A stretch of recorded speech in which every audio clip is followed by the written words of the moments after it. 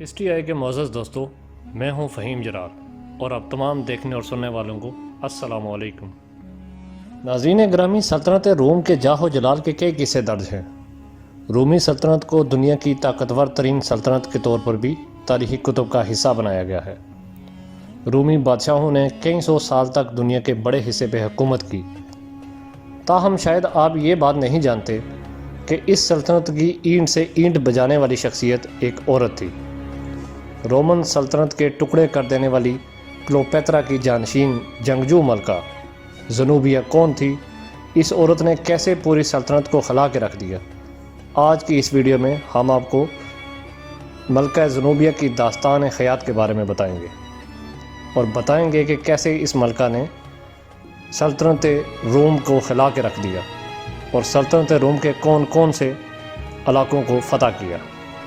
لہٰذا آپ سے درخواست ہے کہ ویڈیو کو آخر تک ضرور دیکھیں اور ویڈیو پسند آنے پر لائک اور شیئر ضرور کریں اور چینل کو سبسکرائب بھی کر دیں تاکہ ہماری آنے والی ویڈیو آپ تک ضرور پہنچے۔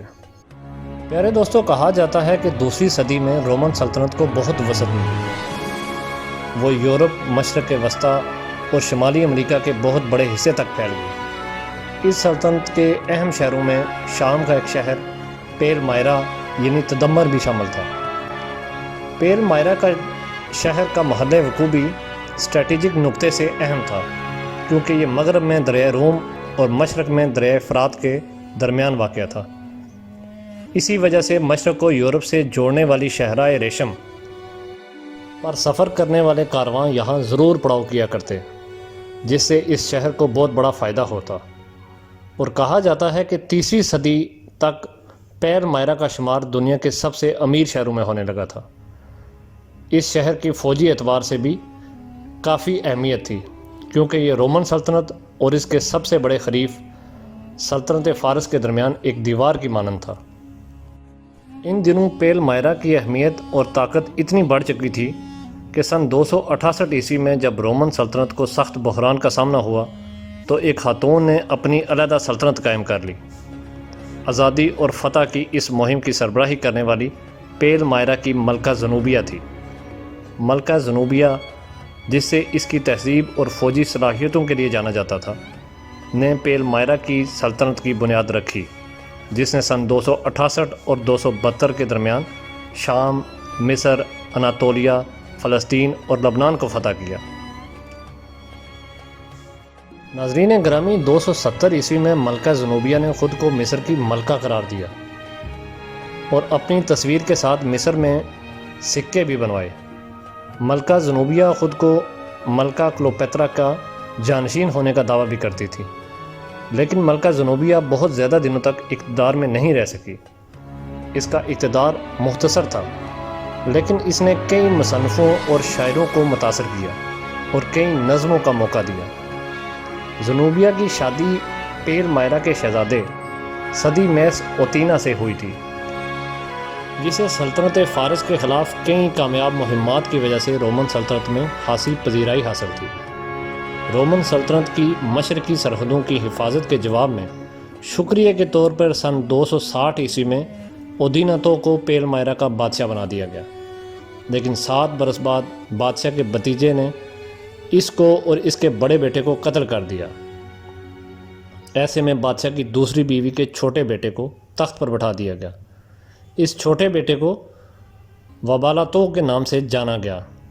وبالاتو کی کم عمری کی وجہ سے اس کی والدہ زنوبیہ نے والی سلطنت کے طور پر ذمہ داریاں سنبھال لی۔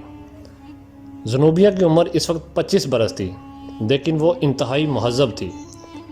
چند تاریخ دانوں نے یہ بھی لکھا ہے کہ زنوبیہ کے والد رومن سلطنت میں گورنر تھے۔ اسے شاہی خاندان کے افراد کی طرح تعلیم و تربیت حاصل ہوئی اور وہ بہت سی زبانیں بول سکتی تھی۔ کہا جاتا ہے کہ وہ اپنی خوبصورتی کے علاوہ اپنی ذہانت پر بھی توجہ حاصل کر لیتی تھی۔ اس میں کوئی شک نہیں کہ وہ انتہائی نڈر تھی۔ شوہر کی ہلاکت کے بعد اس نے پیل مائرا کا تحفظ ہی نہیں بلکہ رومن سلطنت کو بھی چیلنج کرنے کا فیصلہ کر لیا۔ ادھر روم پر قبضہ ہوا اور ادھر زنوبیہ نے 269 عیسوی میں مصر پر فتح حاصل کر کے خود کو مصر کی ملکہ قرار دے دیا اور اس طرح اپنی سلطنت کی سرحدوں کو دریائے نیل سے فرات تک پھیلا دیا۔ جنوبیہ کی فوج اور عوام اسے ایک جنگجو ملکہ کے طور پر چاہتی تھی۔ مصر کے بعد اس نے مشرق وسطیٰ میں تجارت کے لیے اہم رومن شہروں کو فتح کرنا جاری رکھا، تاہم 270 میں کلیڈیس کے بعد اورلیانو کی آمد نے پیل مائرا کی سلطنت کی توسیع کے منصوبوں کو دھچکا پہنچایا۔ اورلیانو نے جنوبیہ کے سامراجی منصوبوں کو ختم کرنے کا فیصلہ کر لیا، اور اورلیانو نے گوتک، گاؤل اور ایلمانی قبیلوں کو روکنے میں بھی کامیابی حاصل کر لی، اور اس کے علاوہ مصر کو بھی دوبارہ حاصل کر لیا اور مشرق میں دوبارہ روم کا پرچم لہرانے کا فیصلہ کر لیا۔ ایک کے بعد ایک کر کے وہ ان تمام علاقوں کو فتح کرتا گیا جن پر جنوبیہ کی فوجیں قبضہ کر چکی تھی۔ ملکہ کو اپنی فوجیں واپس بلا کر پیل مائرا میں چھپنا پڑا، لیکن اورلیانو ہارنے والوں میں سے نہیں تھا۔ اس نے پیل مائرا کو چاروں طرف سے گھیر لیا اور باہر سے آنے والی اشیاء کو شہر میں داخلے سے روک دیا۔ اس دوران سن 272 عیسوی میں جنوبیہ اور اس کے صاحبزادے نے سلطنت فارس سے بھاگنے کی کوشش کی، لیکن دونوں پکڑے گئے اور انہیں روم لے جایا گیا۔ روم میں بادشاہ نے اپنی فتح کا جلوس نکالا، جس میں دونوں قیدیوں کی نمائش کی گئی۔ معزز ناظرین، اس کے بعد کیا ہوا اس بارے میں مختلف داستانیں ہیں۔ سب سے زیادہ مقبول داستان کے مطابق اورلیانو نے انہیں معاف کر دیا اور روم کے شمال مشرقی شہر طور میں پورے عیش و عشرت کے ساتھ جلا وطنی کی زندگی گزارنے دی۔ اس داستان کے مطابق جنوبیہ روم کے اعلیٰ سماج میں بہترین فلسفی کے طور پر جانی جاتی ہے۔ تاہم جنوبیہ نے اپنی حکمرانی کے دوران پیل مائرا کی خوبصورتی میں چار چاند لگا دیے۔ پیل مائرا اپنی خوبصورت عمارتوں، مجسموں اور باغیچوں کے لیے مشہور تھا۔ سن 1980 میں پیل مائرا کو یونیسکو کی طرف سے ایک عالمی ورثہ قرار دیا گیا، حالانکہ اس شہر پہ متعدد بار قبضہ ہوا۔ اس دوران اسے شدید نقصان پہنچایا گیا۔ شام کی حکومت نے کہا ہے کہ اس شہر میں متعدد حملوں کے باوجود قدیم عمارتیں اور ڈھانچے ابھی بھی برقرار ہیں۔